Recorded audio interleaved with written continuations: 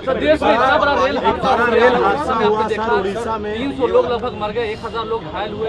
आप लोग कहते हैं रेलवे का, तो जब हम श्रद्धेय अटल बिहारी वाजपेयी जी की सरकार में थे रेल मंत्री, और उस समय भी कहीं कहीं तो हमने तो बार बार हम कहते थे रिजाइन कर हम नहीं करेंगे, तो उन्होंने कहा कि नहीं इस काम को करिए। और जब यूपी में तो यहीं पर हो गया था बहुत ज़्यादा, वेस्ट बंगाल में बहुत बड़े पैमाने पर, आप समझ लीजिए 1999 में जब हम थे, हाँ, तो वो हम थे रेल मंत्री ही, और वो एक्सीडेंट वहाँ हो गया था। वहाँ जा करके देखे, और जब लोगों के मृतक लोगों को देखे हमको इतनी तकलीफ हुई। और वहाँ से जब हम आए, हमने रास्ते में भी कहा, और श्रद्धेय अटल जी को, प्रधानमंत्री जी को हमने कहा कि भाई हम रिजाइन करते हैं, ये ठीक नहीं। तो उन्होंने उसको एक्सेप्ट नहीं किया।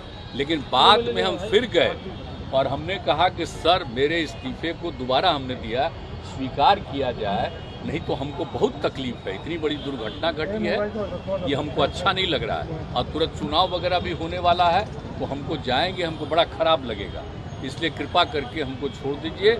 तो वो फिर हमको स्वीकार कर लिए और हमने वो रिजाइन किया। बाद में तो और भी हुआ। फिर इसके बाद में जब हमको फिर किए, तो हमने उसी समय रेलवे के लिए ये तय किया कि सर अगर हमको दोबारा बना रहे हैं, बाद में हम आए उसके 1.5 महीना के बाद, 1.5 साल के बाद, तो जो तय किया गया कि जो चीज़ सब रेलवे के बारे में जो हुआ उसको स्वीकार किया गया, और वही काम जो प्रारंभ हुआ उसके चलते रेलवे की स्थिति बेहतर हुई। और उसके बाद फिर नई सरकार भी आई, तो उन लोगों ने भी इस काम को किया, तो हुआ है। लेकिन अब ये कैसे एक्सीडेंट हो गया है, इसको तो देखना चाहिए ना। और पहले आप जानते हैं रेल का जो डिपार्टमेंट होता था उसका बजट पेश होता था अलग से, आप जानते हैं ना। और सारे लोग, आपको नहीं मालूम है, पूरे लोकसभा में और राज्यसभा में सबसे ज्यादा लोग उसी के बारे में कहते थे। और जब हमको फिर मंत्री बने, तो हमने सारे लोगों को, जितने एमपी और इसके होते थे लोकसभा राज्यसभा, सब की बात सुनते थे। और उनके इलाके में 6 महीने, तो इसलिए सब लोग होता था, सब लोगों की बात थी। और अब बाद में सोच लीजिए, उसका आज बजट पेश होता था। जब बजट पेश होता था सबसे पहले, तो इतना ज्यादा आकर्षित, आप जानते हैं, जो हम रेल मंत्री थे, पूरी रात चलती रहती थी हाउस, 7 बजे सुबह जाकर के बंद होता था, और अगले दिन का समझ लीजिए हम लोग करते रहते। लेकिन अब नई सरकार आई है, उसने बजट को ही खत्म कर दिया। तो इन लोगों को कोई सेंस है जी? आज जो है प्रधानमंत्री, उनको सोचना चाहिए ना कि उनके राज्य में कितना विकास के लिए गए, कितना काम किया। इन सब चीजों को तो यादें नहीं रखेंगे, तो छोड़िए ना, हमको उन सब की बात नहीं है। लेकिन मुझे बड़ी तकलीफ हुई, और मेरे कार्यकाल में जब हुआ, तो आप समझ लीजिए रिजाइन करने वाले बहुत कम, 1-2 लोग थे। और हमने कहा कि हम किसी कीमत पर, और उसके बाद में सब चीज को कितना संभाला। अब अभी हो रहा है, अच्छा नहीं लग रहा। हम तो कुछ कहते नहीं है, हमको उस पर दुख प्रकट किया, हमने तो कुछ नहीं कहा।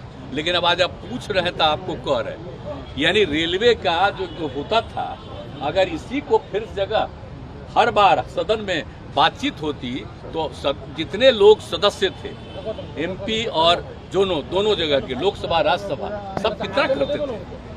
और आप जानते हैं कि किस तरह से लोगों के बीच में सारी बातों को रखी जाती थी, और कितना अलग मिल करके सारा बात होता था। तब आजकल तो ऐसा कर दिया है कि अब वो तो बिल्कुल अलग हो गया। रेल मंत्री को इस्तीफा देना, ये हम किसी के बारे में कुछ कहने वाले नहीं। अपनी बात तो बताइए ना। ये तो हम अपनी बात बता दिए आपको। हमको तो आदरणीय प्रधानमंत्री जी चाह रहे थे कि नहीं, लेकिन फिर भी जब हमने कहा, तो जब हम उनको एकदम एक बार रिजेक्ट कर दिए, दोबारा जब हम जा करके हाथ जोड़ करके हम चरण स्पर्श करते हुए कहते रहे कि हमको छोड़ दिया जाए, बहुत गंदा हुआ, तो अंत में वो स्वीकार की।